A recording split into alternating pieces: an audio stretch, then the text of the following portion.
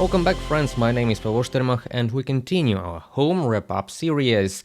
And let us start with the United States and Russia that have concluded their first round of consultations in Saudi Arabia on Ukraine-Russia war. This marks a significant development in the ongoing conflict as Washington and Moscow for the first time engaged in direct dialogue since Russia's full-scale invasion of Ukraine began in 2022.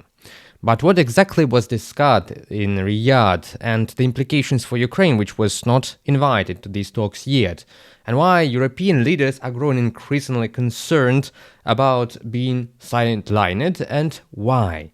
We'll break down everything that happened and key takeaways from these discussions and what could this mean at all for the future of the war and Ukraine. Let's get started. And to begin with, on February 18th, delegations from the US and Russia met in Riyadh, Saudi Arabia, for a high-level discussion on the war in Ukraine, the Russian-Ukrainian war. The Russian delegation was led by Foreign Minister Sergei Lavrov and Yuri Ushakov, President Putin's top foreign policy advisor. On the American side, Secretary of State Rubio headed the US delegation with National Security Advisor Mike Waltz and Middle East envoy Steve Witkoff. According to official statements, the discussions covered multiple issues, including the future of US-Russia relations and potential steps toward ending the war. This is the first open discussion between Russia and the United States on such a high level for the last 3 years, I believe. And Yuri Ushakov, the Russian representative, described these talks as not bad, I quote, but admitted that it was still unclear whether the two sides' interests were converging or not. The main takeaway from the meeting was that both sides agreed to consider each other's interests and continue developing dialogue. However, there were no concrete agreements or breakthroughs.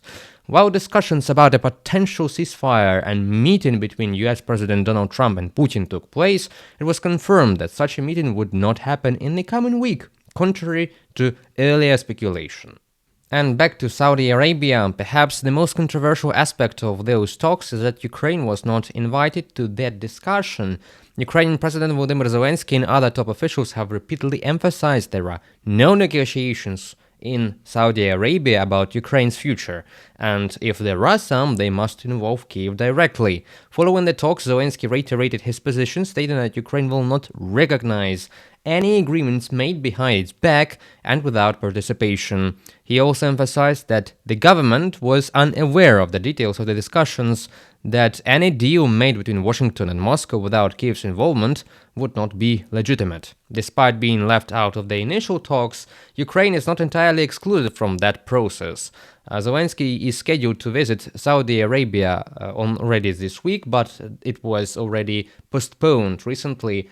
The visit was postponed to March the 10th, according to the latest information, and Mr. Kit Kellogg will visit Ukraine already tomorrow, where he will meet with Volodymyr Zelensky. And eventually a joint negotiation round, including all three parties, US, Russia and Ukraine, is expected to take place after some time, probably after consultations between the US and Ukraine. So we could see double-sided conversations, Russia, United States, and Ukraine, United States, and then we'll try somehow to combine the three parties together to try and achieve some kind of deal, as they say. The situation raises serious concerns of Kyiv and Europe because Ukrainian officials fear that Trump's administration may push for a settlement of the conflict, a far too fast settlement that will not align with Ukraine's interest in the first place, particularly regarding territorial concessions. In previous statements, Trump has suggested that he could end the war quickly, raising speculation about potential compromises that might actually favor the aggressor. Let us remember, the aggressor is Russia in this case. For now, Ukraine insists on one key principle: no negotiations should take place without Ukrainian participation. Whether this position will be respected in the evolving diplomatic chaos, I will call that the diplomatic process, as they say right now, remains to be seen. While Ukraine is demanding a seat at the table, another major player is feeling the same, sidelined. It is entire Europe, the European Union, in fact.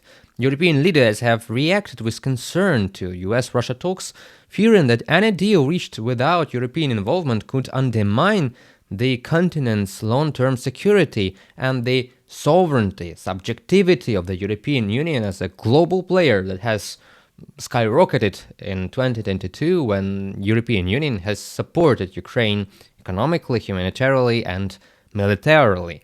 NATO's new Secretary General Mark Rutte, who comes from the Netherlands, has stated that Europe is ready and willing to take a leadership role in providing security guarantees for Ukraine. Following the Paris meeting, he emphasized that European nations are prepared to invest significantly more in defense and are committed to ensuring Ukraine's long-term security. However, some different sources say that only several countries have proposed sending peacekeeping forces to Ukraine and increasing the military subjectivity of European continent. But other players are reported to be more of a passive position in this, and probably because of this passivity, the entire European Union has been kind of sidelined for this moment from the diplomatic chaos. However, despite these commitments, European leaders are not directly involved in the US-Russia negotiations. As stated, this has sparked criticism from European defense experts. Armin Papage, the CEO of Rheinmetall, a very influential person, one of Europe's largest arms manufacturers, gave a blunt assessment. And Mr. Papage pointed out that for decades European nations have underinvested in their defense, relying heavily on the United States for security. As a result of this, when critical discussions about Ukraine's future take place, Europe is left watching from the sidelines, with Ukraine and US and Russia being in the conversation. And probably if the European Union had been investing more in its defense sector, building up forces equal to United States, equal to Russian forces, they could have more voice in this article. And his remarks highlight a growing concern. If Europe does not significantly increase its military capabilities, and soon, it may continue to be excluded from key geopolitical decisions that shape the future of the entire continent. At the same time, European defense industries, including Rheinmetall, which is a German weapons manufacturer, are preparing for all possible scenarios. Even if a ceasefire is reached, military spending is expected to increase as European countries prepare for the possibility of future Russian aggression, which is really possible if we see the outlines after the Munich Security Conference. And the key question remains, will Europe increase defense spending and commitment? Will that be enough to secure a more prominent role in the upcoming future negotiations? And we continue to talk with Mr. Cormac Smith, former special advisor to the Foreign Minister of Ukraine, on all these topics. Stay tuned for more as we continue. Greetings, Mr. Smith. It is a pleasure to see you again. As you can see, I am in my home because our studio has been obliterated by a Russian missile just a week ago, and we are working in such home remote format right now. And I'm happy to see you in our virtual studio. And we would like to talk about the European defense capabilities and the meeting in Paris that was held by President Macron, United Kingdom, France, Sweden, all those countries, Germany. And what can you say us about that meeting? Is it positive, optimistic, or it is more pessimistic one? Pablo, hello. It's always good to join you, and I hope when your studio was destroyed that nobody was hurt. So it's good Nobody to was see you. hurt, yes. Mm. Good. That's the important thing. Look, I think it's too early to cast a judgment on the success or otherwise of the meeting in Paris yesterday. What I do take out of it is some hopeful thoughts. There is without doubt a gathering awareness among European leaders that they must step up on defense, and with the US pulling back. So,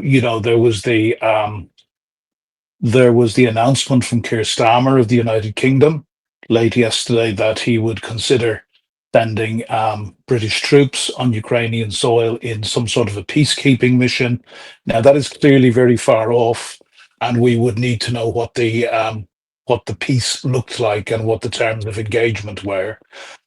We do know that Olaf Scholz, the German Chancellor, left the meeting early and was not so positive on support. But then Olaf Scholz is likely to be out of power this Sunday, and his likely successor, we would hope from Ukraine's point of view, will be Friedrich Merz, who has been a lot more positive.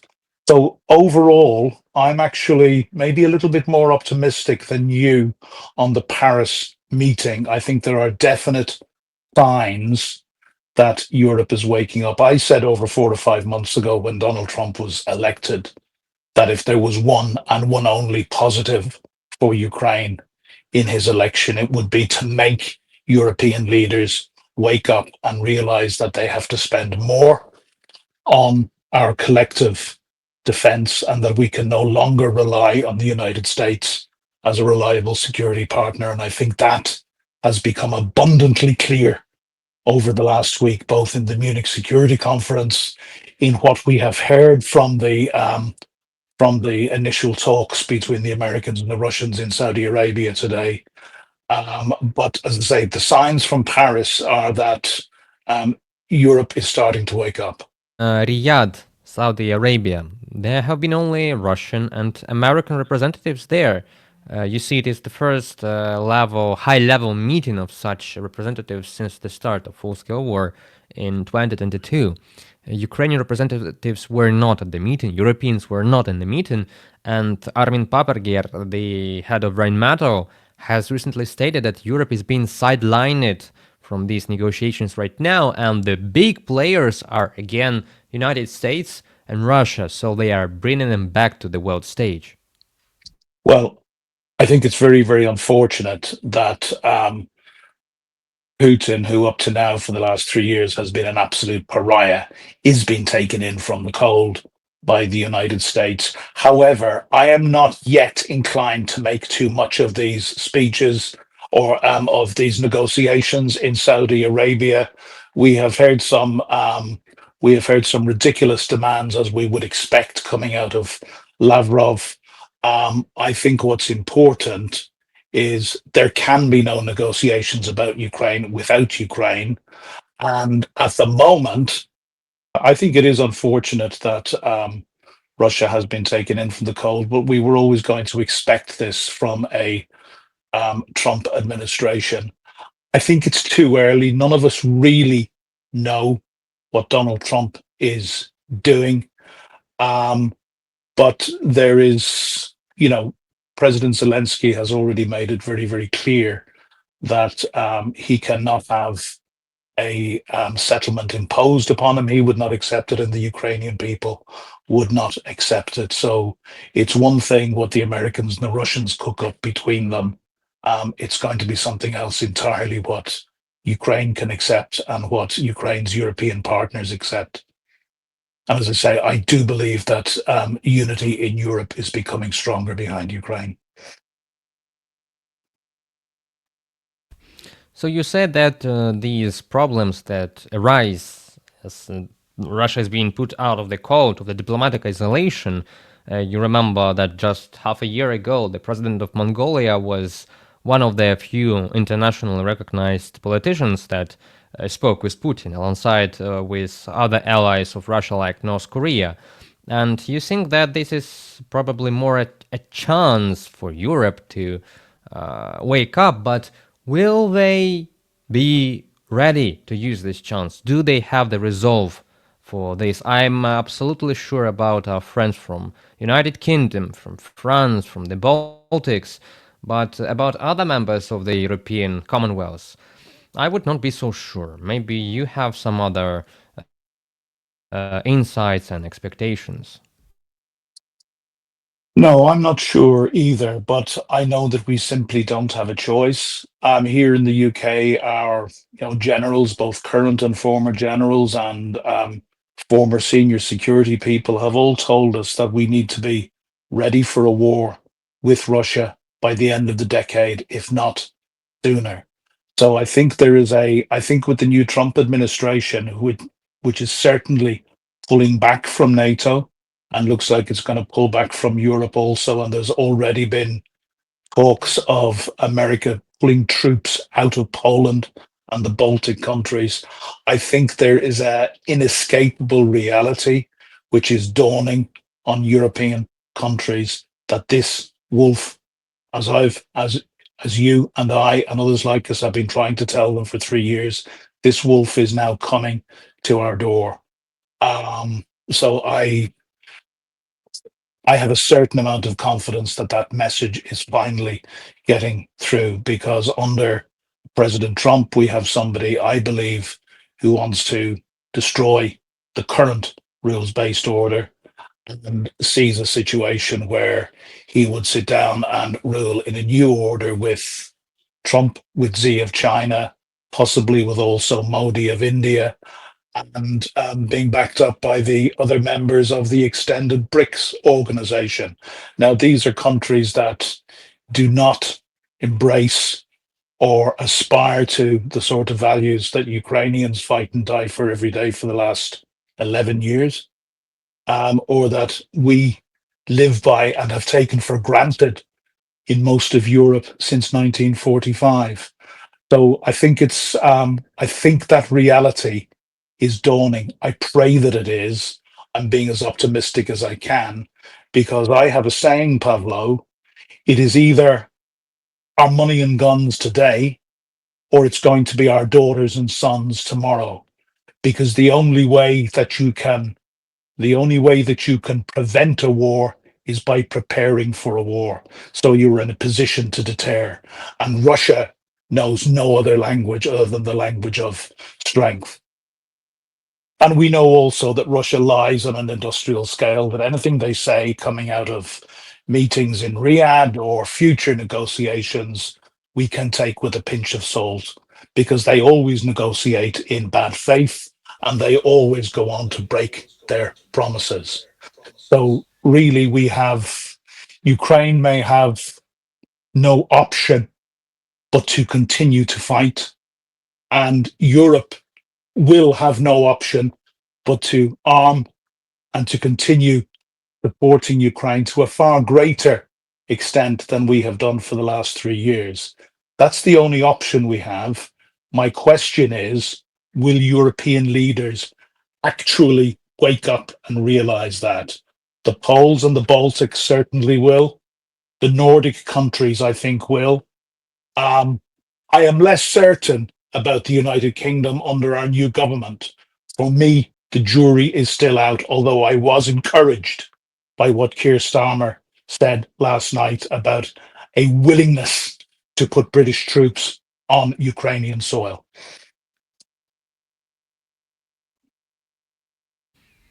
Thank you very much, Mr. Smith. And the question is when?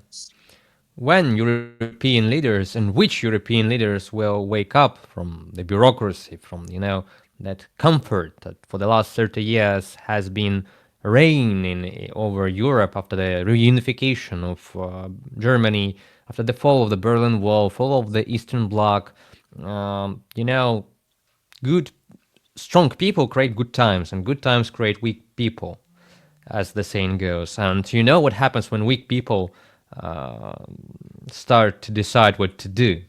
And let us hope that strong people will come into force and will do something earlier than we will all face a catastrophe of a continental extent here in Europe. I really hope for that. Thank you for being with us in this studio today. The recording is being made from my home as well, because we are still refurbishing our UETV studio. Well, that was it for today. Mr. Cormac Smith was in our studio as a guest. I hope that you liked the interview and the episode itself. Be sure to like, share, and subscribe to the channel to support us to continue deliver the news of the free world directly to you from Ukraine. It was Pavlo Stelmach. Keep safe and don't let propaganda win.